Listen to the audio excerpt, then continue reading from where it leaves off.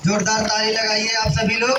इसके बाद हम चाहेंगे कि 2 ही मिनट के लिए आए, लेकिन ये बच्ची आए और अपनी बात को रखे। आप सब लोग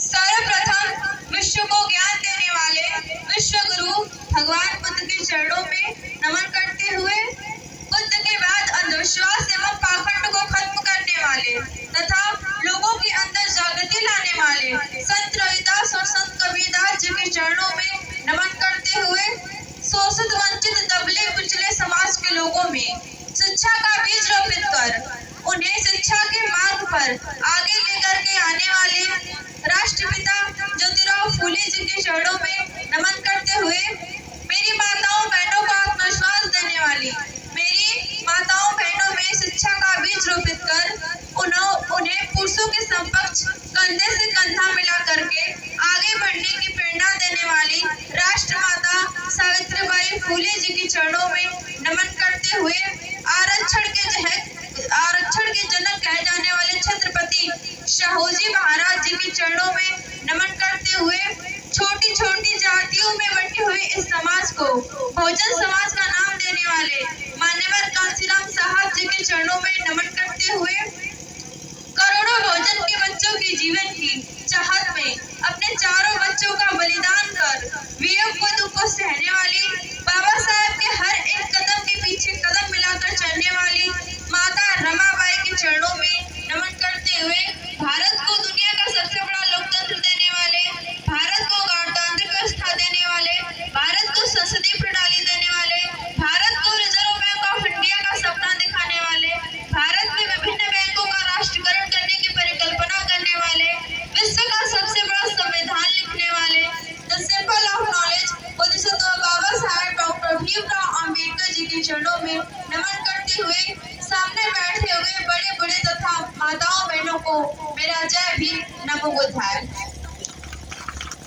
बाबा साहब ने कहा था कि मैं किसी समाज की प्रगति इस बात से तय करता हूँ कि उस समाज में महिलाओं का कितना प्रतिनिधित्व है। तो आप बाबा साहब की बात को समझिए। मुझे अच्छा लगा कि यहाँ पे महिलाओं की संख्या पुरुषों से ज्यादा है और हमारे समाज में ऐसा ही होना चाहिए। अगर आप लोग शिव चर्चा वगैरह या कहीं भी जाएंगे तो वहाँ पे देखेंगे कि सिर्फ एक पंडित होता है और गांव के 2-3 बुजुर्ग होते हैं। बाकी जो संख्या होती है वो सिर्फ महिलाओं की होती है और यही रीजन है कि उनका समाज धार्मिक रूप से मजबूत है, क्योंकि उनकी महिलाएं उनमें भाग लेती हैं। लेकिन हमारे समाज की महिलाएं उनमें भाग नहीं ले पाती, वो उन्हीं के कर्मकांडों में रह जाती हैं। माता रमाबाई को नहीं जान पाती, माता सावित्रीबाई फूलों को नहीं जान पाती, फूलन देवी को नहीं जान पाती और दुर्गा काली भवानी की पूजा करती रह जाती हैं। क्या उन्होंने हमारे लिए कुछ किया? उन्होंने हमको कोई अधिकार दिलाया? नहीं दिलाया। हमको अधिकार दिलाया है बाबा साहेब अम्बेडकर ने, हमको पढ़ने का अधिकार दिलाया ज्योतिबा फूले ने, हमको सावित्रीबाई फूले ने पढ़ाया, हमारे लिए माता रमा अम्बेडकर ने त्याग किया। तो फिर हमें इन लोगों की पूजा करनी चाहिए या फिर ब्राह्मणवादियों की पूजा करनी चाहिए? आप खुद सोचिए। आप जिन झूठे देवी देवताओं को अपना भगवान मानकर उनकी पूजा करते हैं, उनके धर्मग्रंथों में हमारे बारे में क्या लिखा है? कभी आप लोगों ने पढ़ने की कोशिश की कि आप लोग कैसे हिंदू हो गए? रामचरितमानस में लिखा है, आभिगमन किरात कस्वपच आदि अधुपजे। इसका अर्थ है अहीर, मुसलमान, स्वपच, खस, किरात ये सब नीच औरतों से पैदा हुए हैं। रामचरितमानस में ये भी लिखा है, जो वर्णा थम देगी कुमारा स्वपच किरात कोल कलवारा, अर्थात देगी कुम्हार या कुम्हार, कुर्मी, भंगी, भील, कलवार, जासवाल ये सब नीच वर्ण के होते हैं। रामचरितमानस में ये भी लिखा है, अधम जात में विद्या पायो भयहु जथाई दूध पियायो, अर्थात नीच जाति के लोग शिक्षा पाकर सर्प के समान जहरीले हो जाते हैं। तुलसीदास जी ने ये भी लिखा है, ढोल गवार शुद्ध पशु नारी ये सब धारण के अधिकारी। इसका अर्थ है ढोल गवार, शुद्र, पशु, नारी ये सब पिटने योग्य है।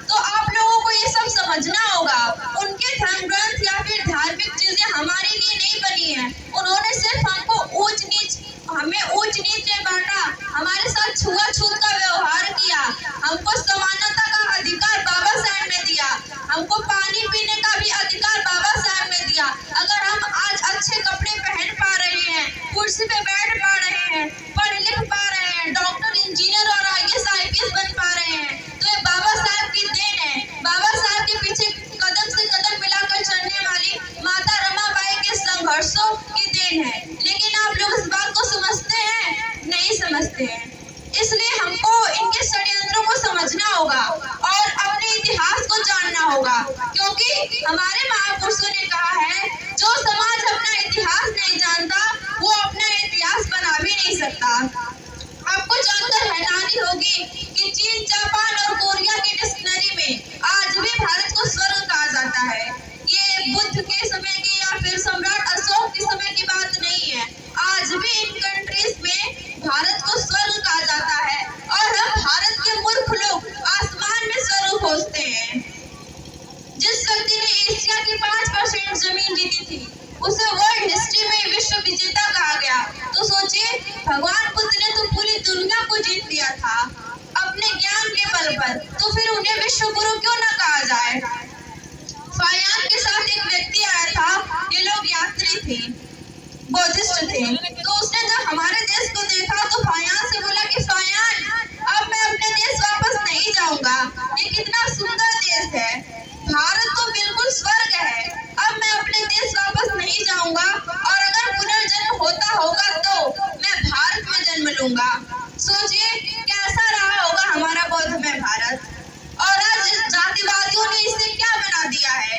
तो हमें इन सब बातों को समझने की जरूरत है, इसे जानने की जरूरत है। और हम लोग जो हिंदू बने फिर रहे हैं, हिंदू शब्द की उत्पत्ति कब हुई ये भी आप लोगों को पता नहीं होगा। फायान और ह्वेनसांग के समय में भी हिंदू शब्द सुनने में नहीं आया, यानी कि आज से 1400 साल पहले तक हिंदू शब्द सुनने में नहीं आया। किसी भी शिलालेख या अभिलेख में हिंदू वर्ड का इस्तेमाल नहीं हुआ। ये सब तो छोड़िए, इनके जितने भी धर्म ग्रंथ हैं, वेद, रामायण, महाभारत, पुराण, इन सारे धर्म ग्रंथों में कहीं पे भी हिंदू नहीं लिखा गया। ये लोग खुद को हिंदू कहते हैं, इनके धर्म ग्रंथों में कहीं भी हिंदू शब्द का इस्तेमाल नहीं हुआ। यहाँ तक कि दयानंद सरस्वती ने हिंदू शब्द अपनाने से इनकार करते हुए सत्याग्रह प्रकाश अपनी लिखी किताब में लिखा कि यह मुगलों द्वारा दी गई गाली है। यानी कि ये जातिवादी लोग खुद को हिंदू कहने में इनको खुद को शर्म आती है और हमारे और अपने बीच में आके कहते हैं गर्व से कहो हिंदू है हम। ये लोग किस हिंदू की बात कर रहे हैं?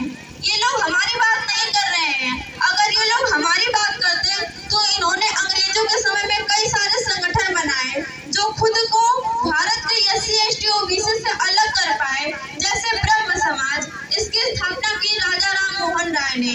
आदि ब्रह्म समाज, देवेंद्रनाथ टैगोर प्रार्थना समाज, गोविंद रानडे आर्य समाज, दयानंद सरस्वती, ये सभी जाति से ब्राह्मण थे। अगर ये हिंदू होते, अगर इनको हिंदू होने में शर्म नहीं आती तो ये सारे संगठन बनाने की जरूरत क्या थी। तो मुझे लगता है कि ये सब आपको समझना है, क्योंकि हिंदू का मतलब ही होता है काला, गुलाम, चोर, दास इत्यादि। बाबा साहब ने संविधान में हिंदुस्तान शब्द का इस्तेमाल क्यों नहीं किया? क्योंकि बाबा साहब एक बहुत बड़े विद्वान थे और एक बहुत बड़े इतिहासकार भी थे। उन्होंने लिखा इंडिया दैट इज भारत। इसका अर्थ भी बता गए कि इंडिया ही भारत है। कुछ मनुवादी लोग इसका अर्थ हिंदुस्तान करेंगे, इसलिए उन्होंने इसको पहले से ही चेंज कर दिया। मुगल काल में जजिया कर हिंदुओं पे लगा था, लेकिन ब्राह्मण जजिया कर नहीं देते थे क्योंकि वो अपने आप को हिंदू नहीं कहते थे। और आज आप लोग क्या करते हैं, खुद को हिंदू कहते हैं, गर्व से कहो हिंदू हैं हम। किसने कहा कि हम हिंदू हैं? हमारे किसी महापुरुषों ने कहा? हमारे किसी कल्चर में, किसी शिलालेख और किसी अभिलेख में मिला कि हम हिंदू हैं? तो हम क्यों खुद को हिंदू कहें और हम क्यों खुद को गुलाम या फिर काला चोर या फिर दास कहने में गर्व महसूस करें? खुद को अपमानित करने में कौन सा गर्व है? आप लोग खुद सोचिए। तो